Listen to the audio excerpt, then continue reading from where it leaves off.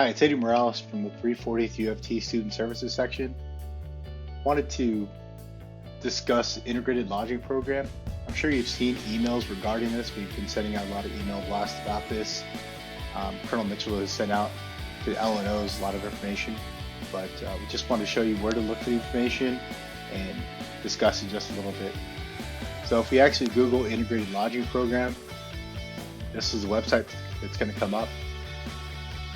Here's your ILP rates. As you can see, you'll need a CAT card in order to get the most current ILP rate sheet.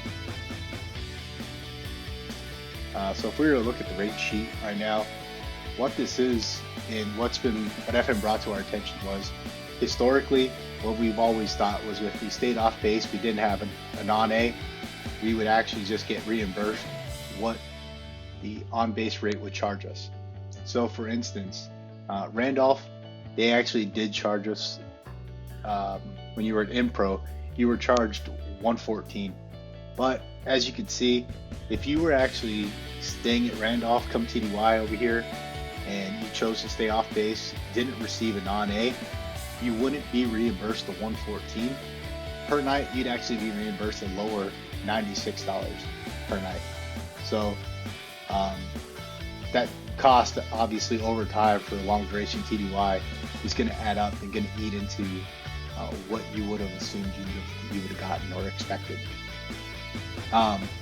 Another thing to keep in mind with this rate sheet is it's actually TDY specific, so not actually city specific. There's so many different bases, obviously, for JBSA. You can stay at Randolph, Camp Bullis, Fort Sam, anything like that. And all these different rates change based off of your actual particular TDY location, as well as when you stay. So throughout the year, the rates do change as well.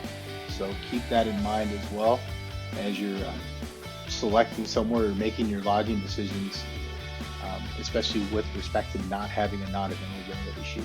Okay.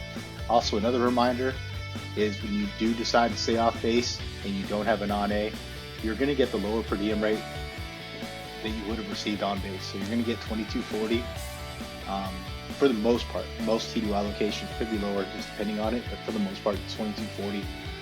And just keep that in mind. So that's going to be a significant expense to you when you actually do file your travel doc. Okay. If you have any other questions or if you run into anything else, feel free to give us a call or reach out to us over at the Student Services section of the UFT. Bye.